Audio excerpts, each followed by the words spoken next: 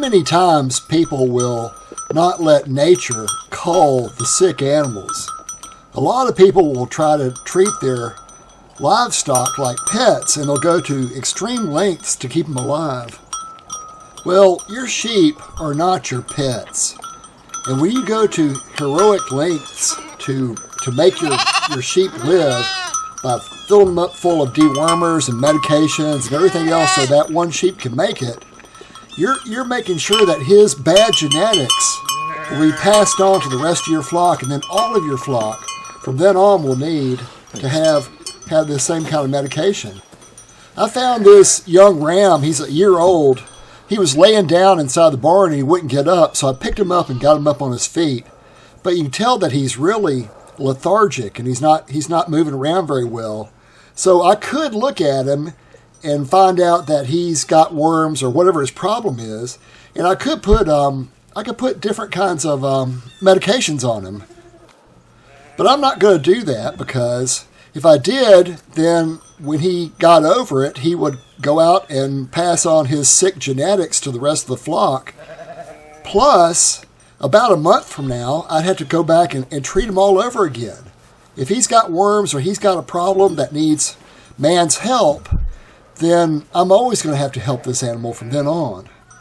You can see here he's trying to lay back down in the same spot he was in before, and he's just bad off. The next day I found him out there by the hay bales dead, and he was frozen stiff as a rock. And the reason I didn't help him is not because I'm cruel, but because I'm doing what nature tells me I have to do. In nature, when an animal gets sick and it can't keep up with the flock, the coyotes or wolves come by and they eat it. And so really he's got a better situation with me than he ever would out in the wild. But when we stop nature from culling the animals that don't need to be here and make them dependent on chemicals, then we're creating chemical-dependent sheep from then on. And that's what's happened to our agriculture today. If you want to raise pure sheep that are free from all chemicals, then you have to raise them naturally too. You have to let nature take its course, and you have to let nature cull out the ones that shouldn't be there.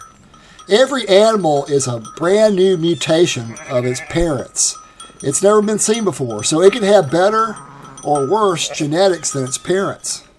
So mutations can be both positive and negative, and we need to keep the positive mutations that improve the breed, but let nature cull out these negative genetic mutations.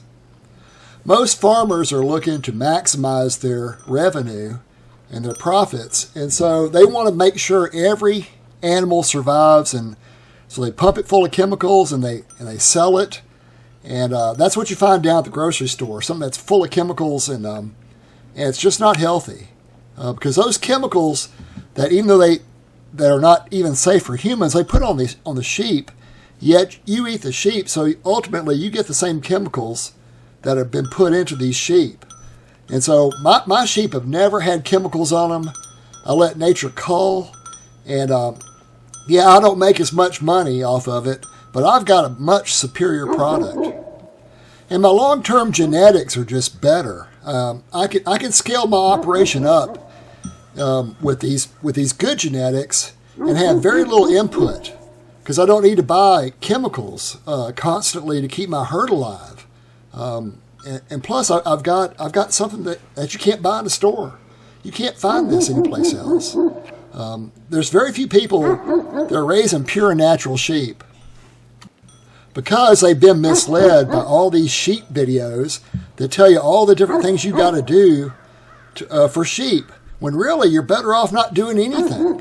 And that's what I found out. If you just don't do anything, you're going to come out way ahead.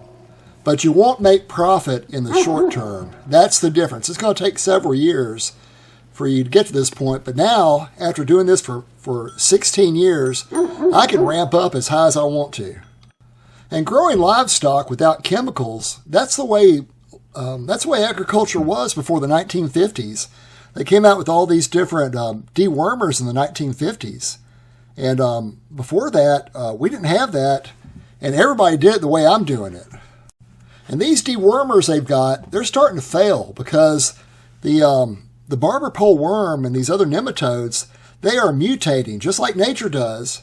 and they're mutating where they're no longer being affected by all these dewormers. So one day, everybody's going to have to go without chemicals because they're just not going to work anymore. That's the way I see it.